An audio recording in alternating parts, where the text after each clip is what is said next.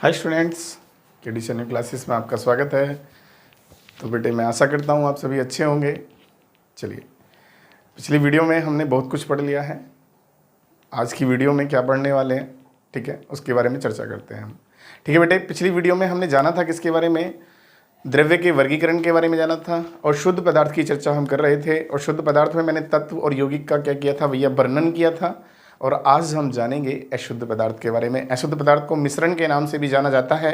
तो बेटे मिश्रण क्या होता है उसको ही मैं आज डिफाइन करूंगा। आज का हमारा टॉपिक ही क्या होगा, मिश्रण होगा। और मिश्रण को अच्छे से समझना है क्योंकि दैनिक जीवन में हमारी लाइफ में बहुत सारे ऐसे मिश्रण होते हैं जिनको हम रोज़ देखते हैं, ठीक है ना, बट उनकी हमें नॉलेज नहीं होती है। ठीक है, मैं आज नॉलेज आपको करा के चलूँगा। मिश्रण होता क्या है, तो ध्यान देंगे कि मिश्रण जो होता है किसी पदार्थ में दो या दो से अधिक तत्वों का या यौगिकों का जो क्या एक, अगर हम लोग बात करते हैं किसकी बेटे, शुद्ध पदार्थ की, तो वहां पर क्या होता है, समान अनुपात होता है। लेकिन यहाँ किसी भी अनुपात में जो क्या हो सकता है, हमारे पास जो मिश्रण होता है वही क्या कहलाता है, हमारा मिश्रण कहलाता है। ठीक है बेटा, तो मैं कह सकता हूँ क्या भैया, दो या दो से अधिक, ऐसे भी कह सकता हूँ मैं, दो या दो से अधिक तत्व या उनके यौगिकों का क्या किसी भी अनुपात में जो मिश्रण होता है या किसी भी अनुपात में मिलाते हैं उनको, तो क्या कहलाता है भैया, मिश्रण कहलाता है। ठीक है, तो चलिए भाई डेफिनेशन को क्लियर करते हैं। दो से अधिक, दो या दो से अधिक तत्वों के या तत्वों को या यौगिकों को, ठीक है बेटा, किसको, यौगिकों को किसी भी अनुपात में, ठीक है बेटा, ये खासियत ध्यान रखना, किसी भी अनुपात में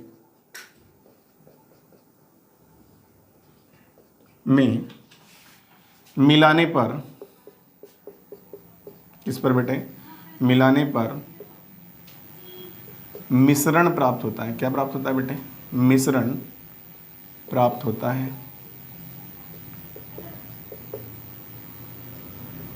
ठीक है, तो दो या दो से अधिक तत्वों या मैं कह सकता हूं यौगिकों को किसी भी अनुपात में मिलाने पर बेटे क्या प्राप्त होता है, हमारा मिश्रण प्राप्त होता है। और मिश्रण होते क्या क्या हैं, एक बात और भी याद रखेंगे, हमने पढ़ा था जो शुद्ध पदार्थ होते हैं वो दो प्रकार के होते हैं, तत्व और यौगिक। और यहाँ पर हमारा क्या आया है बेटे, अशुद्ध पदार्थ आया है।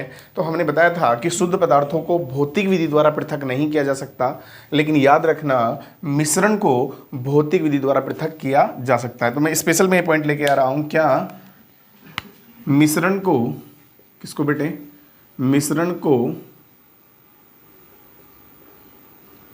भौतिक विधि द्वारा, क्या बेटे, भौतिक विधि द्वारा, भौतिक विधि द्वारा पृथक किया जा सकता है। क्या किया जा सकता है बेटे, भौतिक विधि द्वारा पृथक किया जा सकता है।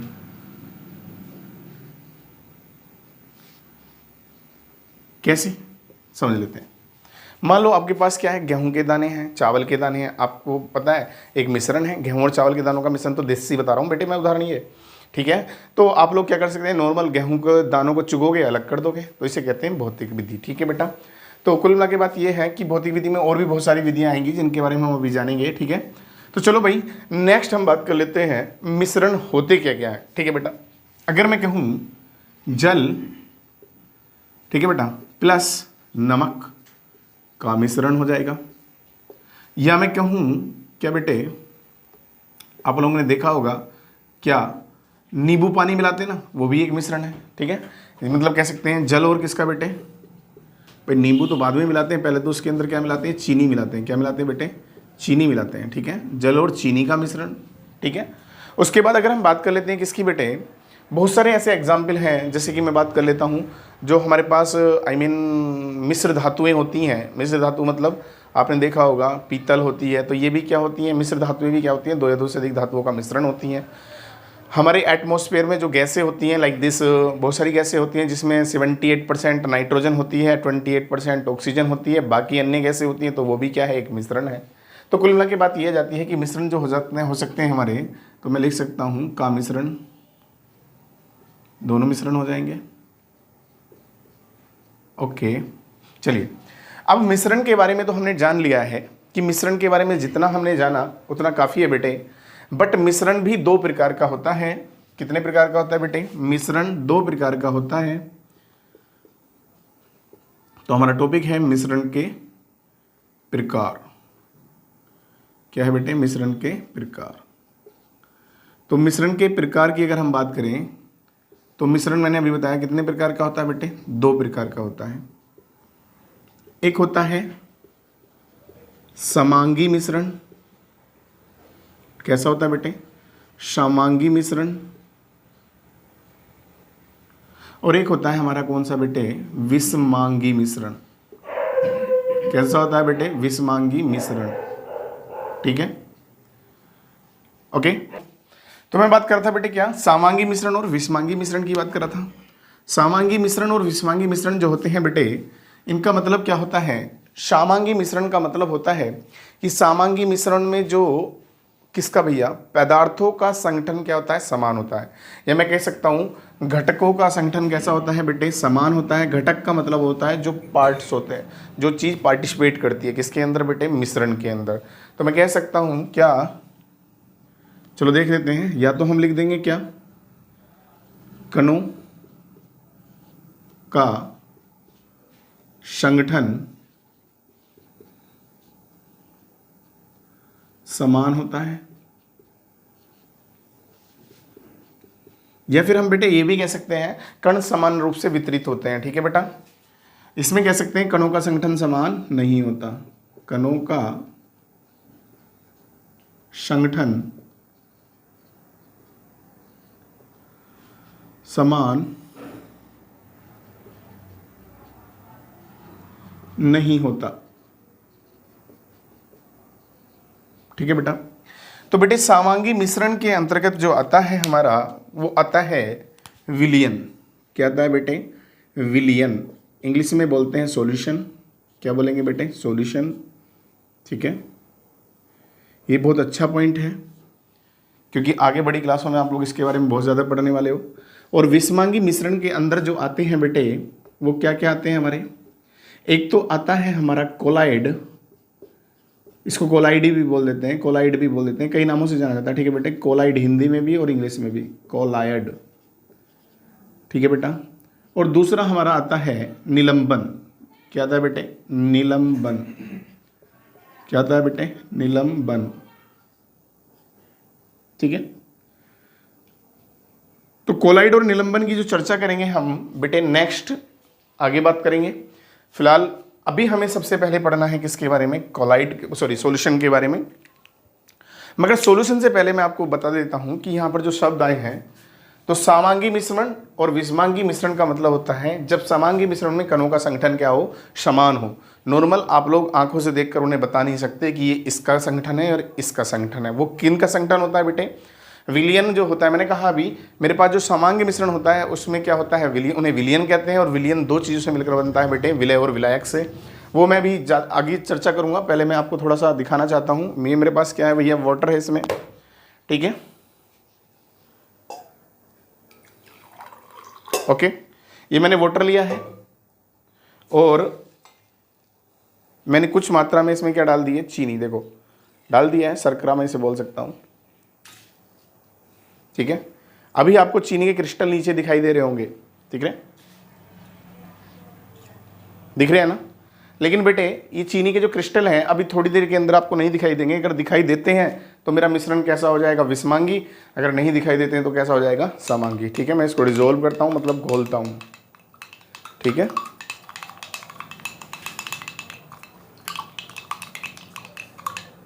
ठीक है बेटा। तो जरा देखेंगे यहाँ पर, देखो चीनी के क्रिस्टल सारे डिसॉल्व हो चुके हैं। ठीक है बेटा, तो मैं कह सकता हूँ क्या आपको यहाँ कोई क्रिस्टल पड़ा दिखाई दे रहा है? नहीं दिखाई दे रहा होगा। तो मैं कह सकता हूँ संपूर्ण विलयन के अंदर क्या है बेटे? क्रिस्टल क्या हो चुके हैं? घुल चुके हैं।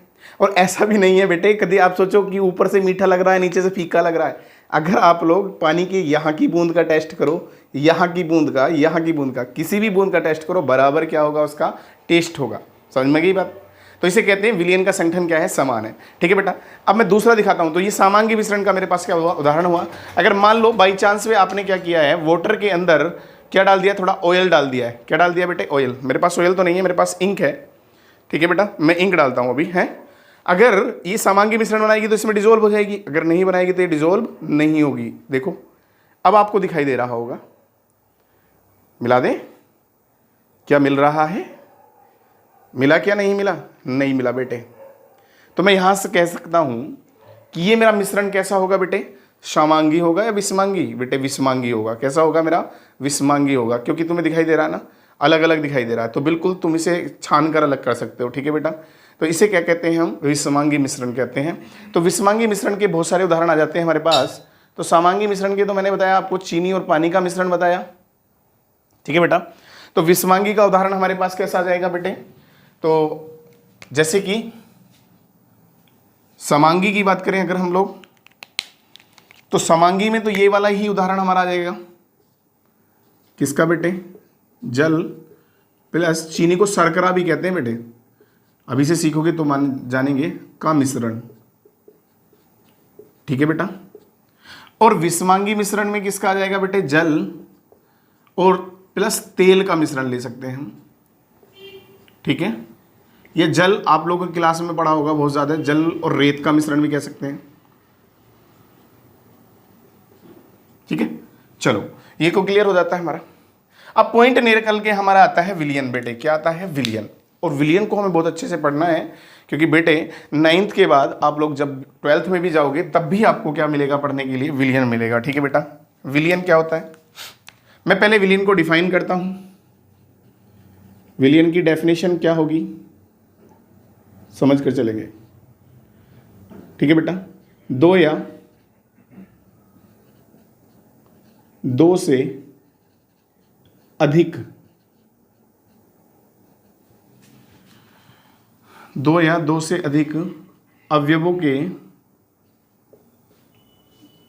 ये अवयव शब्द तुम्हारे सामने नया आया होगा, मैं अभी बताऊंगा अवयव क्या होता है। दो या दो से अधिक अवयवों के समांगी मिश्रण को, किसको बेटे, समांगी मिश्रण को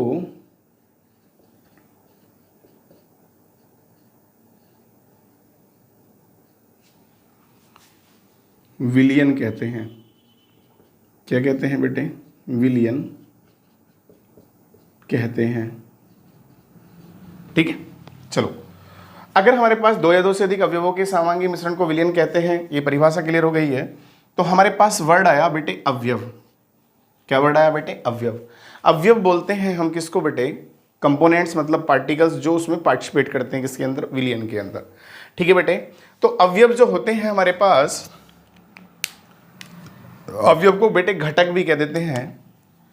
तो अवयव जो होंगे हमारे पास, ठीक है बेटा, ये चलो अवयव की जगह मैं क्या कर सकता हूं, घटक भी ले सकता हूं। क्या ले सकता हूं बेटे, घटक।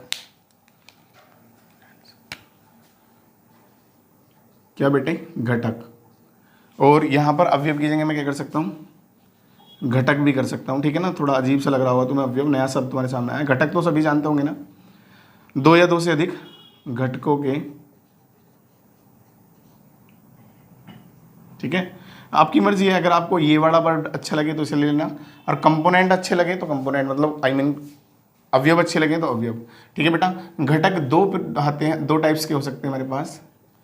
एक घटक होता है बेटे विलय, और दूसरा घटक होता है हमारा विलायक। क्या होता है बेटे, विलायक। तो ध्यान देना, एक घटक तो हमारा हो जाता है विलय, और दूसरा घटक क्या हो जाता है हमारा भैया, विलायक।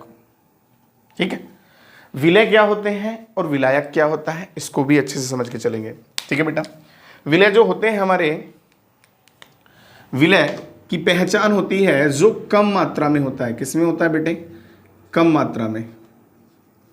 और विलायक की पहचान होती है अधिक मात्रा में। किसमें होता है ये, अधिक मात्रा में।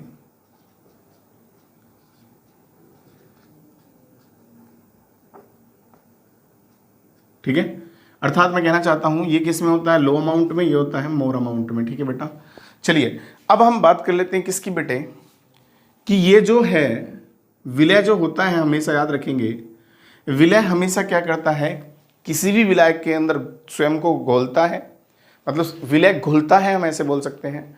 और विलायक क्या करता है, अपने अंदर घोलता है। ठीक है बेटा, विलय घुलता है और विलायक घोलता है। ठीक है, चलो अगर हम बात करते हैं किसकी बेटे, विलय और विलायक की बात करते हैं, तो विलय विलायक के आधार पर जो विलयन होते हैं, तो मेरा विलय क्या हो सकता है बेटे, ठोस भी हो सकता है, द्रव भी हो सकता है और गैस भी हो सकता है। और बेटे मेरा विलायक क्या हो सकता है, ठोस भी हो सकता है, द्रव भी हो सकता है और गैस भी हो सकता है। ठीक है बेटा, तो विलय और विलायक दोनों की अगर मैं बात करूं, तो दोनों के आधार पर मेरे जो टोटल विलयन होंगे वो कितने प्रकार के होंगे बेटे, 3 प्रकार के होंगे। कितने प्रकार के होंगे बेटे विलयन, 3 प्रकार के होंगे। किसके नेचर के आधार पर, विलय और विलायक के नेचर के आधार पर। ठीक है, ये तो हम जानते हैं विलय और विलायक की प्रकृति के आधार पर विलयन कितने टाइप्स के माने जाते हैं, 3 टाइप्स के माने जाते हैं। तो विलयन क्या हो सकता है हमारे पास, ठोस भी हो सकता है, द्रव भी हो सकता है और गैस भी हो सकता है। ठीक है बेटा, अगर मेरे पास विलयन ठोस है तो विलय मेरे पास क्या हो सकता है बेटे, और विलायक मेरे पास क्या हो सकता है। समझना भाई ध्यान से, आगे भी काम आएगा आपको। विलय मेरे पास ठोस भी हो सकता है, मगर मैं फिलहाल तुम्हें एक एक एग्जाम्पल ही बता के चलूंगा, आगे चल के तुम इसके बारे में सारा कुछ जानोगे। विलायक मेरा क्या हो सकता है भैया, ठोस हो सकता है। और अगर मैं द्रव की बात करूं तो मेरे पास विलय क्या होगा भैया, भले ही ठोस हो, और ये कैसा होगा मेरा, द्रव होगा। ठीक है बेटा, और गैस में मेरा विलय कैसा होगा बेटे, गैस ही होगा, और क्या हो सकता है मेरा, द्रव हो सकता, गैस ही हो सकता है, या तो क्या हो सकता है बेटे, गैस। अर्थात मैं छोटे छोटे एग्जाम्पल की बात करता हूँ, ठोस की बात करता हूँ, मैं ठोस द्रव की बात करता हूँ। तो ठोस और ठोस का एग्जाम्पल भैया आपके जो होते हैं, क्या होते हैं बेटे, मिश्र धातुएं होती हैं। ये घर पर जो ज्वेलरी पहनते हैं, कौन भैया, घर पर जो माताएं ज्वेलरी पहनती हैं सोने की, तो बेटे वो जो सोना होता है वो प्योर नहीं होता है, क्योंकि प्योर सोना 24 कैरेट होता है। 22 कैरेट सोने के अंदर 2 कैरेट कॉपर की अशुद्धियाँ मिलाकर क्या बनाई जाती है बेटे, ज्वेलरी बनाई जाती है। तो हो गया ना ठोस और ठोस का मिश्रण। ठीक है, अगर मैं द्रव की बात करूं बेटे, ठोस और द्रव का मिश्रण मैंने अभी दिखाया आपको। ठोस चीनी थी, द्रव वाटर था, इसके अंदर क्या किया मैंने, उसको डिजोल्व किया, घोल दिया। और गैस का भैया उदाहरण आपके एटमॉस्फेयर में है क्या बेटे, नाइट्रोजन कितने परसेंट होती है, 78% होती है, और ऑक्सीजन 21% होती है। दोनों का मिश्रण किसका कहलाता है बेटे, गैस का मिश्रण कहलाता है। ठीक है बेटा, उसके बाद नेक्स्ट मैं बात करना चाहता हूं किसकी बेटे, क्या आप लोग जानते हैं, ठोस द्रव का पता चल गया हमें, गैस और द्रव का मिश्रण। तो बेटे गैस और द्रव का मिश्रण भी होता है कैसे, गैस और द्रव का मिश्रण द्रवी होगा। आपने देखा है जलीय जीव जो ऑक्सीजन की मतलब ऑक्सीजन को जो सांस के रूप में लेते हैं, तो वो ऑक्सीजन द्रव के अंदर ही घुली होती है, जल के अंदर ही, कभी गैस तो नहीं दिखाई देती है, जल ही दिखाई देता है। ठीक है, तो चलिए, तो बहुत सारे मैंने उदाहरण आपको इसके बारे में बताए हैं, विलयन के बारे में बताए हैं, और भी उदाहरण आप लोग आगे चल के मतलब बड़ी क्लासों में जाकर बहुत सारे एग्जाम्पल इनके बारे में जानोगे। फिलहाल में आपके लेवल के एग्जाम्पल मैंने आपको बता दिए हैं। ठीक है बेटा, तो इतना पॉइंट क्लियर होता है, चलते हैं फिर नेक्स्ट आगे। चलो भाई, अब हम बात कर रहे थे अभी विलयन की। तो बेटे विलयन को मैं थोड़ा और अच्छे से डिफाइन कर देता हूँ आपके सामने कि इसमें जो विलय और विलायक को कैसे आप पहचानोगे। ठीक है, तो बेटे जो विलयन है, मान लो मेरे पास क्या है, कंटेनर है, या फिर मैं कह सकता हूँ एक मेरे पास क्या है, पात्र है। ठीक है बेटा, और इस पात्र के अंदर आपको मैं सिंपल सी बात बताता हूँ कि इसमें कितना बेटे, 20 ग्राम तो क्या है मेरा NaCl है, नमक बोल देते हैं ना। और बेटे मैं कहता हूँ कि इसमें 90 ग्राम क्या है बेटे, जल है, और दोनों को मिलाकर क्या बन गया है मेरा, विलयन बन गया है। क्या बन गया बेटे, विलयन बन गया है। अब आप जल्दी से पहचान करके मुझे बताओ कि बेटे इसमें विलय क्या है और विलायक क्या है। तो आपको पता चल गया है कि इसमें विलय क्या है बेटे, जिसका अमाउंट कम है, और जिसका अमाउंट ज़्यादा है वो क्या है, विलायक है। तो बेटे ये क्या हुआ, हमारा विलय हो गया, और ये क्या हुआ बेटे, हमारा विलायक हो गया। तो पहचान करना आ गया ना आपको। तो मैं कह सकता हूँ कि 90 ग्राम जल में अगर 20 ग्राम NaCl मिला है तो मेरा क्या बनेगा भैया, विलयन बनेगा। जिसका अमाउंट कम होगा वो विलय हो गया, और जिसका अमाउंट ज़्यादा हुआ वो विलायक हो गया। कन्फर्म, ठीक है। चलो अब हम जान लेते हैं किसके बारे में बेटे, विलयन के गुणों के बारे में जानेंगे कि ठीक है। अभी मैंने आपको किसके अंदर, वाटर के अंदर चीनी को डिजोल्व करके दिखाया था, तो आपने देखा था विलयन के अंदर क्या था, प्रत्येक कण का संगठन कैसा था बेटे, समान था। अर्थात मैं कह सकता हूँ विलियन मेरा टॉपिक होगा अब ये, विलियन के क्या बेटे, विलियन के गुण। क्या होगा? विलियन के गुण। ठीक है बेटा। तो विलियन के गुण में नंबर 1 क्या बेटा? विलियन एक समांगी मिश्रण है। पहली बात तो हमने पढ़ा था अभी, 2 या 2 से अधिक पदार्थों का समांगी मिश्रण जो होता है। ठीक है बेटा, क्या है? विलियन एक समांगी मिश्रण है। ठीक है। दूसरी बात, सेकंड बात, विलियन में उपस्थित, किसमें बेटे? विलियन में उपस्थित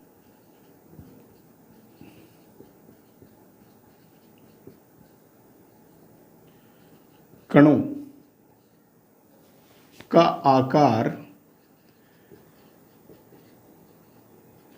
1 nm, nm का मतलब होता है बेटे नैनोमीटर। क्या होता है? nm का मतलब होता है नैनोमीटर। तो 1 नैनोमीटर से क्या होता है बेटे? कम होता है। क्या होता है बेटे? कम होता है। इसीलिए हम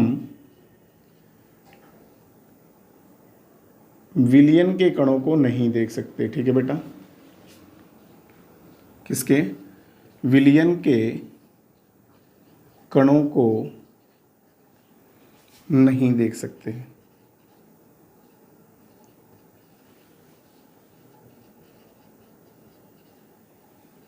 ठीक है बेटा, चलिए।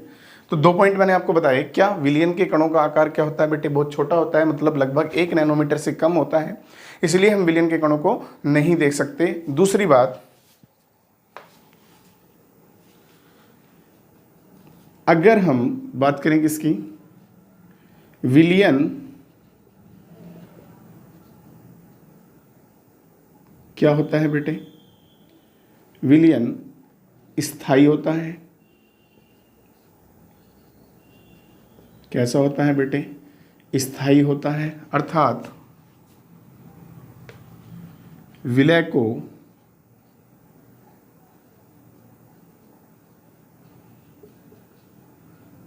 विलायक से, ठीक है बेटा, विलय को विलायक से भौतिक विधि द्वारा,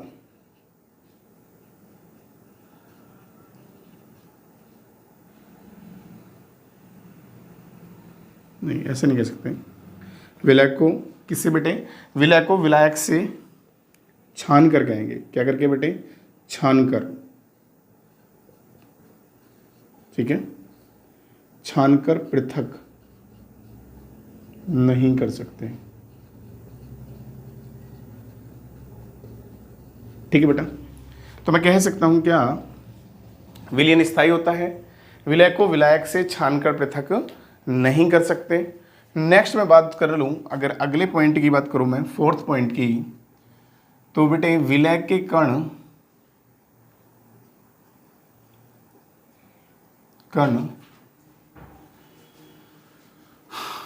छोटे होने के कारण, क्या बेटे?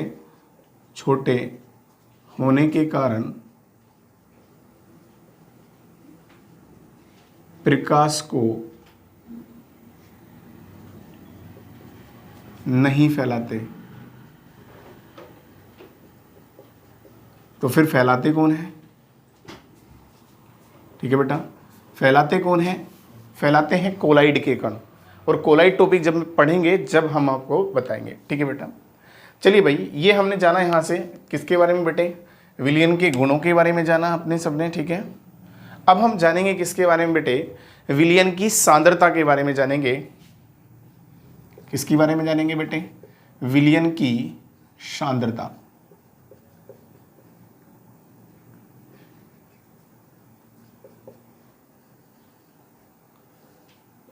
ठीक है, विलियन की सांद्रता जानने से पहले हमें बहुत कुछ जानना है। अभी विलियन की सांद्रता तब तक हमें समझ में नहीं आएगी जब तक हम छोटे छोटे कुछ टॉपिक्स नहीं समझ लेंगे। जैसे कि मेरा इसमें पहला ही टर्म्स हमें जानना है बेटे, तनु विलयन, किसके बारे में जानना है बेटे? तनु विलयन। तनु विलयन क्या होते हैं पहले मैं आपको एक्सपेरिमेंटली समझाऊंगा, उसके बाद फिर मैं आपको किसके रूप में बताऊंगा बेटे? थ्योरी के रूप में बताऊंगा, ठीक है। और एक होता है हमारा कौन सा बेटे? शांद्र विलयन। कौन सा होता है बेटे? शांद्र विलयन, ठीक है। तो तनु विलयन और सांद्र विलयन की पहचान कैसे करते हैं? क्योंकि लेबोरेटरी में अक्सर आप लोग देखोगे तो वहां पर जब जाओगे तुम लैब के अंदर, तो बेटे जब आप प्रोडक्ट देखते हो तो वहां पर तनु सांद्र कम लिखा होता है, तनु की जगह तो लिखा हुआ होता है DIL किसी विलयन पे, और वहां लिखा होता है CON। इसका अर्थ क्या होता है? DL डाइल्यूट होता है, डाइल्यूट माने तनु होता है, CON कंसंट्रेट को शो करता है, और कंसंट्रेट माने सांद्र होता है, ठीक है बेटा। चलिए अब हम बात कर लेते हैं किसकी? हाँ, एक मान लो, ठीक है बेटा, ये वाटर है, ठीक है। अब मेरे पास क्या है? इसमें कलर घुला हुआ है, ठीक है। अब मैं क्या कर रहा हूं, इसके अंदर थोड़ा सा क्या गिरता हूं? कलर डालता हूं, ठीक है। तो आप जरा ध्यान दो, आपको रंग दिखाई दिया होगा थोड़ा सा, चलो थोड़ा और डालता हूं, हल्का सा, ठीक है। अब आपको कलर दिखाई दे रहा है इसका। तो आप क्या देख सकते हैं इसमें कि बेटे जो इसका कलर है वो कैसा है? हल्का कलर चेंज हुआ है। इसका मतलब मैं कहूँगा इसमें वाटर ज़्यादा है और क्या कलर कम है? कलर विलय है, वाटर विलायक है। तो इसका मतलब मैं कहूँगा कि विलायक की मात्रा ज़्यादा है और विलय की मात्रा कम है। तो इसका मतलब मेरा कैसा विलयन हुआ भैया? ये तनु विलयन हुआ। लेकिन मैं इसमें क्या करता हूँ? ज़्यादा मात्रा में क्या मिला देता हूँ? कलर मिला देता हूँ। अब देखना तो क्या हो गया है बेटे? मेरा विलयन का कलर कैसा हो गया है? थोड़ा कैसा हो गया है? गहरा हो गया है। और गहरे होने का मतलब मैं कह सकता हूं कि अब मेरे इसके अंदर विलय की मात्रा क्या हो गई है? बढ़ गई है बेटे। क्या हो गई है? बढ़ गई है, ठीक है। अगर मैं सपोज करो इसमें से इतना सा वाटर लूं और कलर ज्यादा डाल दूं तो मेरा विलयन कैसा हो जाएगा बेटे? शांद्र हो जाएगा, क्योंकि ज्यादा मात्रा होने पर, अब ये तो हमारे पास कैसा है? तनु है, अभी भी तनु है ये, ठीक है बेटा। लेकिन बस मुझे बताना था आपको कि सांद्र कैसे होता है। मतलब सांद्र होने का मतलब क्या है? कण जितने बढ़ते जाएंगे किसके बेटे? विलय के, उतना ही विलयन का किसकी तरफ चलेगा? सांद्र की तरफ चलेगा, ठीक है बेटा। तो चलिए हम कह सकते हैं क्या बेटे? विलयन की सांद्रता में हम लोग बात करना चाहते हैं, तनु विलयन क्या होते हैं बेटे? विलय की मात्रा क्या हो बेटे? कम और किसकी बेटे? विलायक की मात्रा क्या हो? अधिक। तो मेरा विलयन कैसा होगा बेटे? तनु। और जब विलय की मात्रा क्या हो बेटे? विलय की मात्रा अधिक और विलायक की मात्रा क्या हो भैया? कम।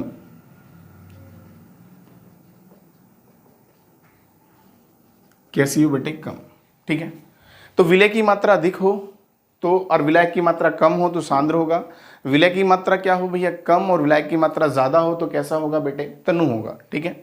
लेकिन एक बात जरूर ध्यान रखेंगे, ये तो सिर्फ हमारा डिपेंड करता है ठोस और द्रव के बीच में, ठीक है बेटा।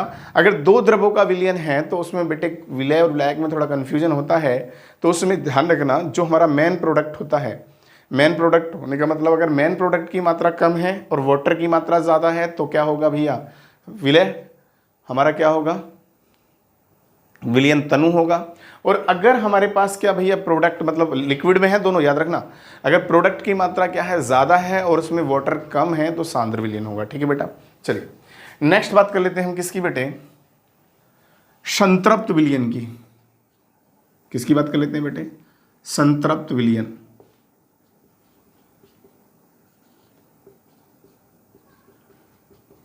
ठीक है बेटा।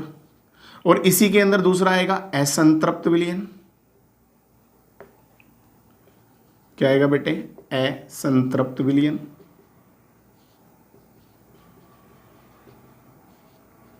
ठीक है बेटा। चलो पहले इन्हें समझते हैं, उसके बाद हम आगे बढ़ते हैं। संतृप्त विलयन और असंतृप्त विलयन क्या होते हैं, ठीक है। चलो फिर इसे एक्सपेरिमेंट से समझते हैं।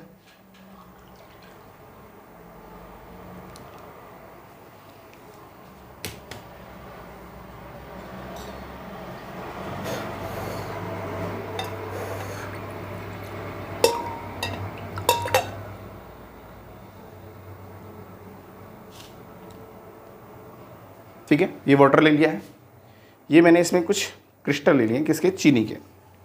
ठीक है बेटा, अब मैं क्या करता हूँ, इनको डिज़ोल्व करता हूँ।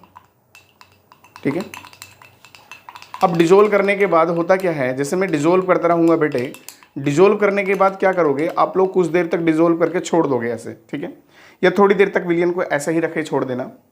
तो आप क्या देखते हैं कि विलियन के अंदर जो कण घुलने थे वो घुल गए, लेकिन कुछ कण घुलेंगे नहीं, वहीं पड़े दिखाई देंगे आपको, इस तरह से दिख रहे हैं ना। समझ में आती बात नहीं?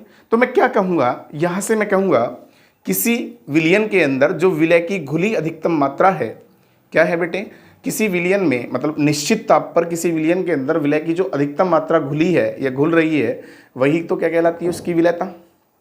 ठीक है बेटा, अगर मैं कहूँ किसी विलियन में और अधिक विलय न घोला जा सके, मान लो मैंने घोल दिया, इसको घोलने के बाद मैं कोशिश कर रहा हूँ लेकिन घुल ही नहीं रहा है, क्रिस्टल ऐसे कैसे ही पड़े हैं, तो इसका मतलब ये कण घुलना नहीं चाहते हैं। तो अगर घुलना नहीं चाहते हैं ज़्यादा देर तक करने पर, ठीक है बेटा, तो जितनी ज़रूरत होती है उतने कण घुल जाएंगे, और जितने की ज़रूरत नहीं है वो कण फिर नहीं घुलेंगे। तो जितने कण घुल जाएंगे वही क्या कहलाएगा हमारा, और घुलना नहीं चाहता है, जो घुलना था वो घुल गया, तो संतृप्त विलयन कहलाएगा। क्या कहलाएगा बेटे, संतृप्त विलयन कहलाएगा। लेकिन अगर हम लोग क्या करें, विलयन के अंदर संतृप्त विलयन हमारा क्या हुआ, जब विलय की मात्रा घुलना बंद हो जाए तो क्या कहलाएगा, संतृप्त विलयन। और अगर हम इसे जबरदस्ती कोशिश करने की करेंगे तो क्या करेंगे, जबरदस्ती कोशिश करने की कोशिश करेंगे कि घुल जाए घुल जाए घुल जाए। ठीक है बेटा, तो एक अलग पॉइंट हो गया। ठीक है बेटा, अगर मैं कहने लगूं कि संतृप्त विलयन में मतलब सपोज करो 5 ग्राम चीनी घुल रही है इतने से पानी में, मान लो, ठीक है, और 5 ग्राम की जगह मैंने 3 ग्राम गेरी है, 5 ग्राम आसानी से घुल जाती है, 3 ग्राम मैंने गेरी है, तो मेरे पास विलयन कैसा होगा बेटे, असंतृप्त होगा। जब संतृप्तता से क्या हो, कम हो, तो असंतृप्त कहलाएगा। और जितना घुल गया हो वो उसकी विलयता कहलाएगी, घुलनशीलता कहलाएगी।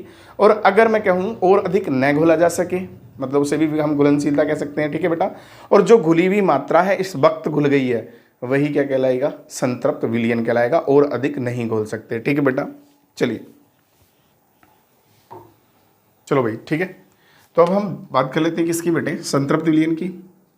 तो निश्चित ताप पर, किस पर बेटे, निश्चित ताप पर विलयन में विलय पदार्थ की मात्रा और अधिक न घोली जा सके,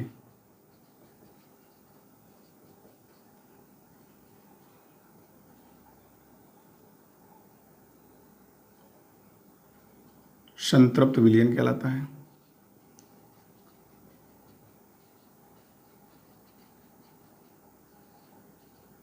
ठीक है बेटा, तो निश्चित ताप पर विलयन में विलय पदार्थ की मात्रा और अधिक न घोली जा सके तो क्या कहलाएगा, मेरा संतृप्त विलयन कहलाएगा।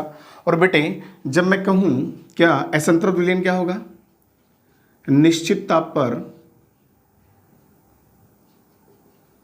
पर विलय पदार्थ की मात्रा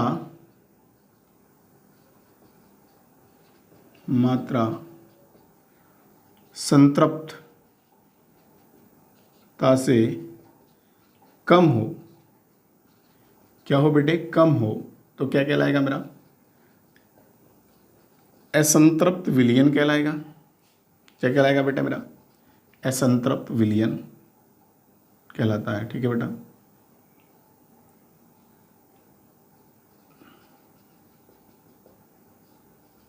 चलिए, तो निश्चित ताप पर विलयन में विलय पदार्थ की मात्रा और अधिक न घोली जा सके। ठीक है बेटा, विलय पदार्थ की मात्रा और अधिक न घोली जा सके, मतलब हमने घोली, अभी मैंने दिखाया चीनी घुली, घुलने के बाद रह गई, कुछ बाकी क्रिस्टल ऐसे ही दिखाई दे रहे हैं, तो इसका मतलब क्या है, संतृप्त विलयन है। और जब क्या है, हमने मात्रा घुलनी थी 4 ग्राम या 5 ग्राम, हमने डाली 3 ग्राम, ठीक है, तो उसे हम क्या कहेंगे बेटे, क्या कहेंगे बेटे, कि इसका मतलब हमारे पास विलयन कैसा है, असंतृप्त है। उसी के साथ साथ हम लोगों को एक बात और भी जाननी है बेटे, यहाँ पर शब्द आता है विलयता। क्या बेटे, विलयता, विलयता को घुलनशीलता भी कह देते हैं, आप लोग ध्यान रखना, क्या कह देते हैं बेटे, घुलनशीलता भी कह देते हैं। तो हम कह सकते हैं निश्चित ताप पर विलयन में, किसमें बेटे, विलयन में विलय की घुली अधिकतम मात्रा, क्या बेटे, विलयन की घुली अधिकतम मात्रा विलयता कहलाती है। क्या कहलाती है बेटा? विलयता कहलाती है। क्लियर होगा? तो बेटे विलयन की सांद्रता जानने से पहले हमने बहुत सारे टर्म्स जाने, तनु विलयन, सांद्र विलयन, संतृप्त विलयन, असंतृप्त विलयन और विलयता क्या होता है। ठीक है बेटा, चलो नोट करो। अब हम जानेंगे फिर किसके बारे में बेटे? विलयन की सांद्रता अब हमें समझ में आएगी अच्छे तरीके से। ठीक है, चलो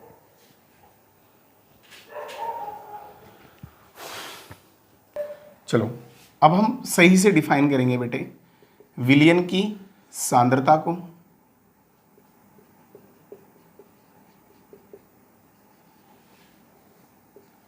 तो विलयन की सांद्रता जो होती है बेटे, तो विलायक की जो मात्रा होती है उसमें जो विलय मतलब विलायक की मात्रा में घुली विलायक की मात्रा को क्या कहेंगे? हम विलयन की सांद्रता कहेंगे। ठीक है बेटा, तो मैं कहूंगा विलायक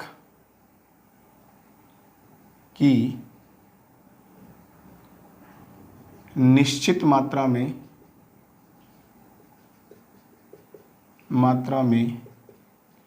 घुली विलय की निश्चित मात्रा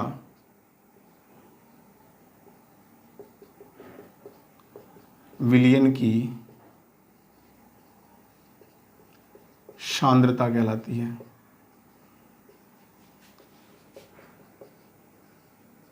ठीक है बेटा, तो हम लोग कह सकते हैं क्या? विलायक की मात्रा में या विलायक की निश्चित मात्रा में घुली विलय की निश्चित मात्रा क्या कहलाती है बेटे? विलयन की सांद्रता कहलाती है। और बेटे सांद्रता की जो ज्ञात करने की विधियां होती हैं वो बहुत सारी होती हैं, उन्हें बड़ी क्लासों में जानोगे। मैं 3 विधियों की बात करूंगा और उनके फॉर्मूले भी आपको बताऊंगा। तो सबसे पहले मैं बात करता हूं बेटे किसकी? नंबर 1, सांद्रता की यह सांद्रता ज्ञात करने की विधि, या केवल 3 विधि हम पढ़ेंगे। नंबर 1, सबसे पहला मेरा आता है द्रव्यमान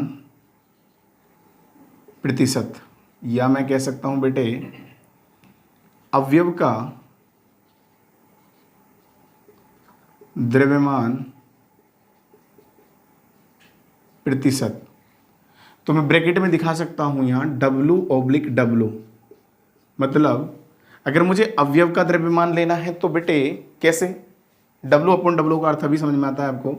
तो मैं कहूंगा यहां पर अवयव का द्रव्यमान बटे कुल विलयन का द्रव्यमान गुना 100।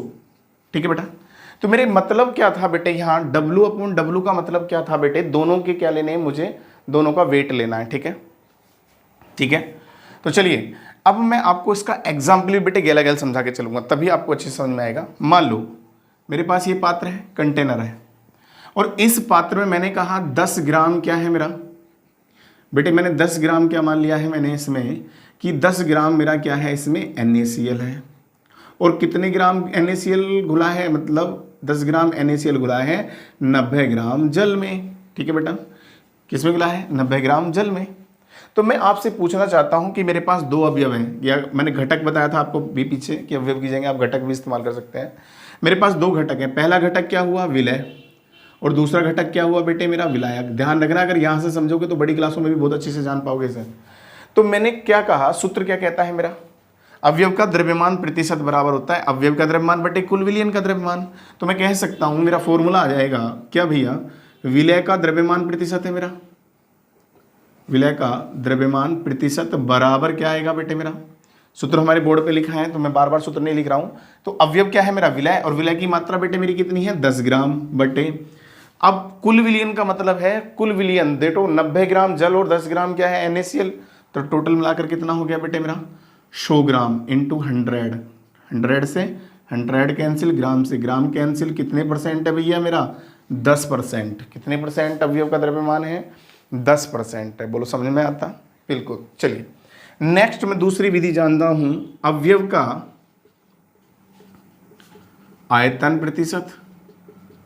आयतन प्रतिशत तो V/V में लेके चलूंगा, अर्थात मेरे अवयव का आयतन होगा किसका बेटे? अवयव का आयतन बटे कुल विलयन का आयतन और गुना 100। चलो इसे भी समझ लेते हैं। इस वक्त मेरा कितना ml है भैया? 10 ml क्या है मेरा? वाटर मान लूँ, चलो अल्कोहल मान लेता हूं। और कितना भैया मेरा? 90 ml क्या है? चलो 90 की जगह छोड़ो, मैं मान लेता हूं यहां पर 190 ml क्या है मेरा? जल है। ठीक है बेटा, तो बताओ किसका अवयव क्या है मेरा? मुझे किसका ज्ञात करना है? ये कम मात्रा में तो ये विलय हो गया, तो मुझे विलय का ही तो ज्ञात करना है। तो मैं कैसे ज्ञात करूंगा बेटे? तो सीधी सीधी बात है, मेरे पास विलय का द्रव्यमान नहीं आयतन लेंगे। ओके, आयतन बराबर प्रतिशत बराबर विलय की मात्रा कितनी है? 10 ml बट टोटल कितना हो जाएगा? कुल विलयन का आयतन 190 ये और 10 ये, टोटल जोड़ते हैं बेटे। कुल का मतलब है जितने भी पदार्थ है सबको योग कर लो। 200 ml आ गया, गुना कितना आ गया? 100 आ गया। 2 जीरो से 0 कैंसिल हो जाएंगी, 2 पंजे 10 आ जाएगा। तो कितने परसेंट आ जाएगा? 5% आयतन प्रतिशत आ जाएगा। बोलो समझ में आता? और तीसरी इकाई मेरी होती है, यह विधि होती है अवयव का द्रव्यमान आयतन प्रतिशत। ठीक है बेटा, द्रव्यमान आयतन प्रतिशत तो मैं इसे ऐसे कर सकता हूं और W/V ला सकता हूं। तो बराबर क्या होगा सूत्र? अवयव का द्रव्यमान बटे विलयन का, या कुल विलयन भी बोल सकता हूं मैं, आयतन और गुना 100। ठीक है बेटा, बस चेंज कितना आया है? वहां सब में चल रहा था कुल विलयन का द्रव्यमान, तो ऊपर भी द्रव्यमान आयतन, लेकिन यहां चेंज होकर आया है W/V, अर्थात द्रव्यमान बटे आयतन। ठीक है बेटा, तो मैंने ये टॉपिक आपको बताया बेटे। तो आज की वीडियो को मैं यहीं पर समाप्त करता हूँ। तो इस वीडियो में मैंने आपको बहुत कुछ बताया है विलयन के बारे में। नेक्स्ट वीडियो में मैं इसके रिलेटेड कुछ सवाल हैं आपकी किताब के, 1-2 वो कराऊंगा। ठीक है, और नेक्स्ट हम टॉपिक पर चलेंगे किस पर बेटे? अब कोलाइड पर। विलयन के बारे में बहुत कुछ मैंने आपको समझा दिया है, अब हम कोलाइड के बारे में जानेंगे, कुछ कोलाइड की दुनिया के बारे में जानेंगे। विलयन और कोलाइड ये सब बड़ी क्लासों में आप बड़े रूप में पढ़ोगे बेटे, ये ध्यान रखना। अगर यहाँ से ध्यान दिया तो आगे अच्छे से समझ में आएगा। ठीक है बेटे, मिलते हैं फिर नेक्स्ट वीडियो में, तब तक के लिए धन्यवाद।